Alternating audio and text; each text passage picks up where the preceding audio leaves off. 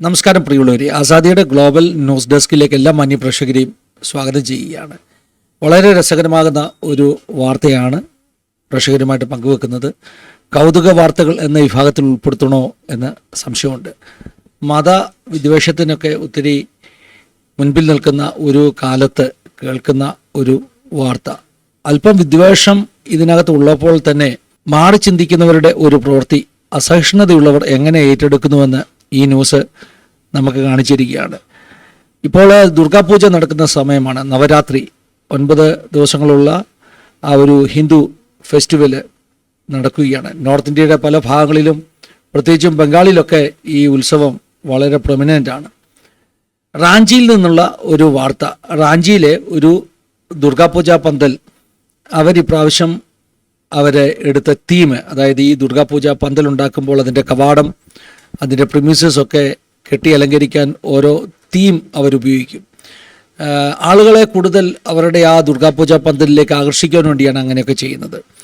റാഞ്ചിയിലെ ഒരു sports club അവരുടെ ദുർഗാപൂജ പന്തലിന് കൊടുത്ത തീം വത്തിക്കൻ സിറ്റി ആയിരുന്നു. നമുക്കറിയാമല്ലോ, വത്തിക്കൻ സിറ്റി കാത്തലിക് സഭയുടെ ആസ്ഥാനമാണ്. പുണ്യവാളന്മാരുടെ യേശു ക്രിസ്തുവിൻ്റെയൊക്കെ പ്രതിമകൾ വാത്തിക്കൻ സിറ്റിയിൽ നമുക്ക് നിർലോഭം കാണുവാൻ കഴിയും.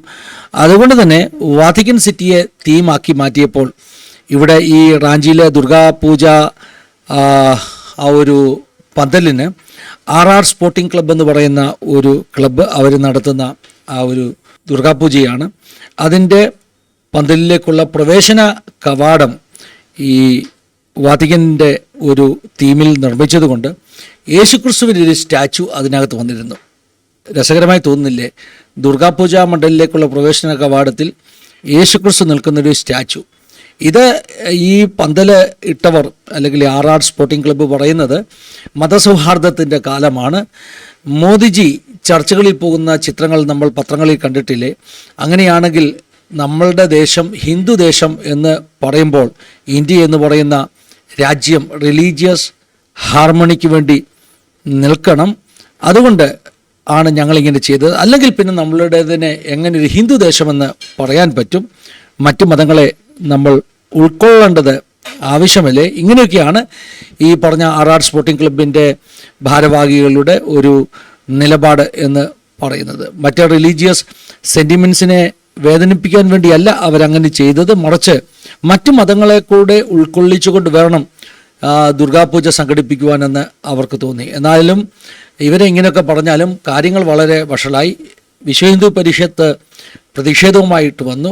വിശ്വ ഹിന്ദു പരിഷത്തിൻ്റെ അഭിപ്രായത്തിൽ ഈ ദുർഗാപൂജ പന്തലിന് യേശുക്രിസ്തുവിൻ്റെ ഒരു സ്റ്റാച്ചു കൊടുത്തത് മതപരിവർത്തനത്തെ പ്രോത്സാഹിപ്പിക്കാൻ വേണ്ടിയാണെന്നൊക്കെ അഭിപ്രായം വന്നു. എന്താണെങ്കിലും RR സ്പോർട്ടിംഗ് ക്ലബ്ബുകാർ അവർ പറഞ്ഞത് ഇത് കമ്മിറ്റിയുടെ തീരുമാനമാണ്. അതായത് ഈ ദുർഗാപൂജ നടത്തുന്ന കമ്മിറ്റിക്കാരുടെ തീരുമാനമാണ് ഇങ്ങനെ ഒരു തീം കൊണ്ടുവന്നത്. അവസാനം ഈ യേശുക്രിസ്തുവിൻ്റെ സ്റ്റാച്ചു അങ്ങ് മാറ്റി അവിടെ കൃഷ്ണയുടെ സ്റ്റാച്ചു, ശ്രീകൃഷ്ണൻ്റെ സ്റ്റാച്ചു അവിടെ വെക്കുവാനിടയായി തീർന്നു. ബാക്കി വത്തിക്കൻ പിന്നെ ഇമേജസ് എല്ലാം അതുപോലെ തന്നെയുണ്ട്. വത്തിക്കൻ യൂറോപ്യൻ മാതൃകയിലുള്ള ശിലകൾ, അതിൻ്റെ സ്റ്റാച്യൂസിൻ്റെ മോഡലൊക്കെ അതുപോലെ തന്നെ ഈ ഗേറ്റിൽ വെച്ചിട്ടുണ്ട്. എന്താണെങ്കിലും യേശുക്രിസ്തു മാറി അവിടെ കൃഷ്ണനെ അവരെ പ്രതിഷ്ഠിച്ചിരിക്കുകയാണ്. കൗതുകമെന്ന് തോന്നിയത് കൊണ്ട് ഈ വാർത്ത പറയുകയാണ്. അതിൽ കൂടുതൽ എനിക്ക് കൗതുകമുള്ളത് റാഞ്ചിയിലെ ഈ പറഞ്ഞ വാത്തിക്കൻ തീം സ്റ്റാച്ചു മാറ്റിയെങ്കിൽ കൽക്കത്തയിൽ മറ്റൊരു ദുർഗാപൂജ പന്തലിൽ വാത്തിക്കനിലെ തന്നെ സെൻറ്റ് പീറ്റേഴ്സ് ബസലിക്കയുടെ ഒക്കെ ഒരു മാതൃകയിലാണ് ഇപ്രാവശ്യം അവർ തീം ഉണ്ടാക്കിയിരിക്കുന്നത്. അവിടെയും യേശുക്രിസ്തുവും പുണ്യവാളന്മാരും ഒക്കെ ദുർഗാപൂജ പന്തലിൻ്റെ ആ ഒരു ഉണ്ടാക്കിയിരിക്കുന്ന കവാടത്തിലുണ്ട്. കൽക്കത്ത നമുക്കറിയാം ദുർഗാപൂജയ്ക്കൊക്കെ ഒത്തിരി പ്രസിദ്ധമാകുന്ന സ്ഥലങ്ങളാണ്. അപ്പോൾ എല്ലാ വർഷത്തെയും കൽക്കത്തയിലെ പല പൂജാ മണ്ഡലുകൾ തമ്മിലുള്ള ഒരു മത്സരമുണ്ട്. അതായത് അവർക്ക് കോമ്പറ്റീഷനാണ്. അവരുടെ പന്തലിലേക്ക് കൂടുതൽ ആളുകളെ എത്തിക്കുവാൻ ഏറ്റവും വ്യത്യസ്തതയും വൈവിധ്യവുമുള്ള എന്തെങ്കിലും തരത്തിലുള്ള തീം എല്ലാ വർഷവും അവർ അപ്ലൈ ചെയ്യും. അങ്ങനെ കൽക്കത്തയിലെ ഒരു പൂജാ മണ്ഡൽ ഇപ്രാവശ്യം യൂറോപ്യൻ വത്തിക്കൻ സെൻറ്റ് പീറ്റേഴ്സ് ബസലിക്കയുടെ രൂപത്തിലാണ് അവരുടെ പിന്നെ ഈ പറഞ്ഞ പൂജാ പന്തൽ ഉണ്ടാക്കിയിരിക്കുന്നത്. രസകരമായിട്ട് എനിക്ക് തോന്നി. ആസാദിയുടെ പ്രേക്ഷകരുമായിട്ട് പങ്കുവെക്കണമെന്ന് തോന്നി.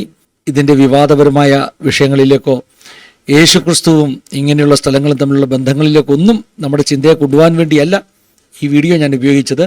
ഇന്ത്യയിൽ ഒരു ഭാഗത്ത് വളരെ വലിയ മതവിദ്വേഷത്തിൻ്റെ ചിന്തകൾ ഉള്ളപ്പോൾ തന്നെ വ്യത്യസ്തമാകുന്ന ഇങ്ങനെയുള്ള കാഴ്ചകൾ, അതോടൊപ്പം തന്നെ നമ്മളിൽ പലർക്കും ഈ വിഗ്രഹങ്ങളെക്കുറിച്ച്, അതോടൊപ്പം തന്നെ നമ്മളിൽ പലർക്കും പുണ്യവാളന്മാരുടെ യേശുക്രിസ്തുവിൻ്റെ രൂപങ്ങളുണ്ടാക്കുക, സ്റ്റാച്ചു ഉണ്ടാക്കുക എന്നതിനെക്കുറിച്ച് വളരെ വ്യത്യസ്തമാകുന്ന എതിർ അഭിപ്രായങ്ങളുണ്ട്. അതെല്ലാം മാറ്റിവെച്ചിട്ട് ഒരു വ്യത്യസ്ത കാഴ്ച പ്രേക്ഷകരുടെ മുൻപിൽ എത്തിച്ചു എന്ന് മാത്രം. ഒരു വാർത്തയായതുകൊണ്ട്, വാർത്താ പ്രാധാന്യമുള്ളതുകൊണ്ട്, ഇത് ഒരു ന്യൂസ് ചാനലായതുകൊണ്ട് ഈ വാർത്ത നിങ്ങളുടെ മുമ്പിലേക്ക് എത്തിച്ചു. ദൈവം എല്ലാവരെയും സഹായിക്കട്ടെ. God bless you all. Have A wonderful time.